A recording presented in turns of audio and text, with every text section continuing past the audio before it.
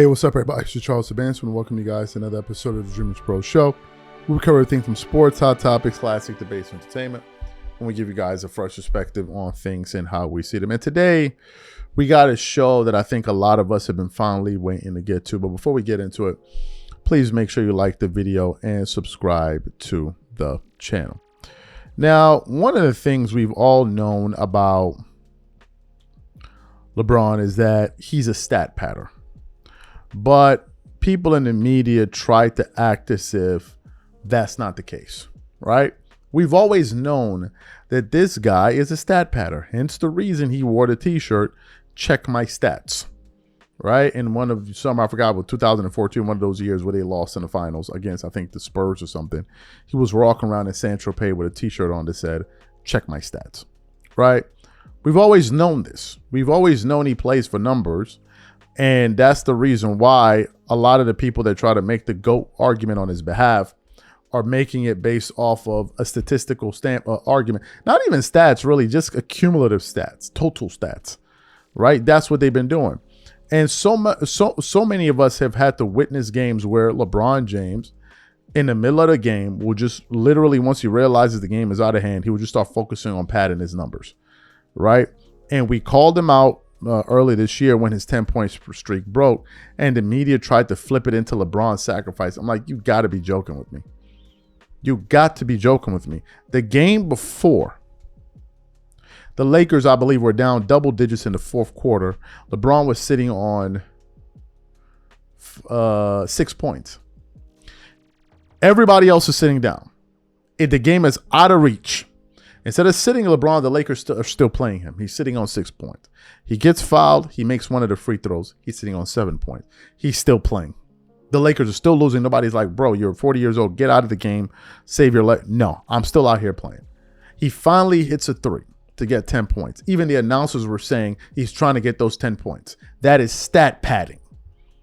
And the moment he got the 10 points, he checked out of the game. That's all he was playing for, just to get those 10 points. Right?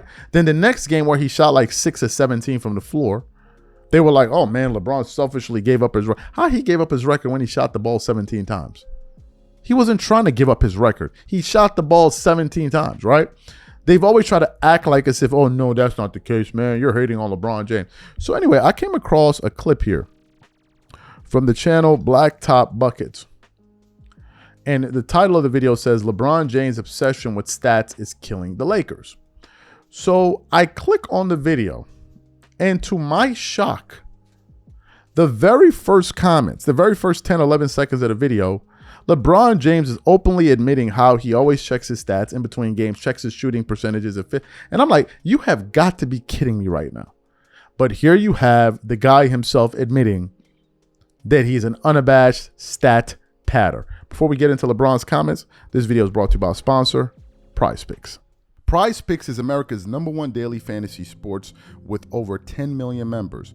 PrizePicks makes it easy to get real money action on the sports and players you love. You pick more or less on at least 2 for a shot to win up to 100 times your cash. For example, this week I'm really looking forward to some of these upcoming games. This week I'm picking Stephen Curry for more than 29 points. I'm picking Kevin Durant for more than 27 points. I'm picking Giannis Antetokounmpo for more than 12 rebounds, and I'm picking Luka Doncic for more than 8 assists. If you're like me and you like to play it safe, you'll love PrizePicks' new feature, Flex Plays. It's the safest way to play. You can still cash out even if your lineup isn't perfect. Plus, you can double your money even if one of your picks doesn't hit. On top of this, PrizePicks puts their members first, so all withdrawals are fast, safe, and secure. When my picks hit, I can get my money as quick as in 15 minutes. So download the PrizePicks app today and use code CLNS to get $50 instantly when you play $5. That's code CLNS on PrizePicks to get $50 instantly when you play $5. You don't even need to win to receive the $50 bonus. It's guaranteed. And remember, whenever you support this sponsor, you're supporting this channel. Thank you. Okay, take a listen to him here. It's about a 10-second clip or so. I'm going to come back and react to the comments. Take a listen to that. I'm a guy that goes to the bench and I like to look at the stat sheet. I like to look at what I'm shooting from the field. Like I like to be super efficient. I'd be lying to say that I don't know how many points I have at any given moment of the game. So you heard what he had to say. He plays for stats, man. Something we've all known. Something we've all known. And what happens is his fans kind of follow suit with this nonsense. You see, so let's look at LeBron's numbers this year. He's averaging 22.6 points per game on 50% shooting, 33% shooting from three, 76% from the free throw line, while getting you 7 assists, 6 rebounds, 1 steal per game, 1.1 steals per game. So this is how it plays out in LeBron fans' mind. At the end of the season, if the Lakers miss the playoffs or they get knocked out in round 1, round 2, whatever, LeBron fans are going to sit down and say to themselves, this was a successful season. Do you know why they'll say it's a successful season? Because of LeBron's stats. Regardless if he won or not, they don't care. If he wins, great. Great. Great. Yeah, they'll celebrate it. But if he doesn't, they can always fall back on stats. LeBron has done this. He's been doing this his entire career. In games when he realizes the game is out of control, he will start stat padding. I think at one point was the last year, the year before that, LeBron had the most fourth quarter points. How do you think that is? Is it because he's the best offensive player in the game? No, he stats pads in the fourth quarter. This year, he's leading the league in fast break points. How do you think that is? Because he's the fastest guy running up and down the court? No. That's not why. The number one reason is, he rarely returns back on defense when he misses a shot. So he's already past half court when they throw him out, when they throw him an outlet pass and he gets a free dunk. Number two, he won't even finish defensive plays half the time. The play will still be going on. He would just start running up the opposite end to cherry pick and get free points. That's why. That's the literal reason why. The footage is out there. You can go look at it. But here you have it. The guy is admitting to you, I'm a stat padder. I pad my stats. And now his whole argument now is based off of statistics. It was never like this for anybody else. They're now trying to redefine the new criteria for LeBron to enter into the GOAT into the GOAT argument, which is now I'm going to enter into the GOAT debate because of my stats. When in reality we all know that's not how it works. All right, that's not how it works. We're looking at the stats you put up at your peak versus what other guys put up, and you still don't stack up to Jordan. Let's distill it down this way. If you combined Kevin Durant and LeBron's career, you get Michael Jordan's career. Let me repeat that one more time. If you were to combine Kevin Durant and LeBron's career, you would get Michael Jordan's career in terms of accomplishment. KD and LeBron have 6 championships. Jordan has 6. KD and LeBron, I believe, have 5 MVPs. Jordan has 5. Jordan has more scoring titles than both Kevin Durant and LeBron James.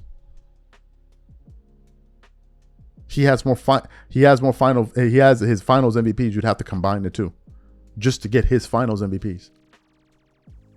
He's made as many all defensive first teams as both of them combined. Combined.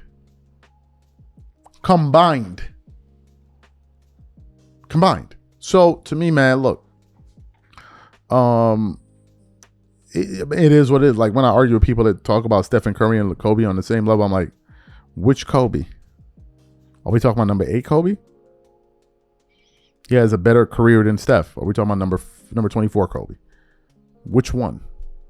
Because he's certainly not better than both of those numbers combined. So which number are you arguing? Are you arguing with 8 or are you arguing with 24? Which one are you arguing with? Are you arguing with 8? Because if you pull up 8's stats and accolades, good luck. And then forget about the eye test. Good luck. You talking about 24? Good luck. You talking about the two of them? You bugged out. You bugged out. At no point in time in the history of ball was Stephen Curry a better basketball player than number 8 Kobe. Ever. There was never a time he was on that level. Ever. It just is what it is. He was never on that level. Like never on that level. So that just came out.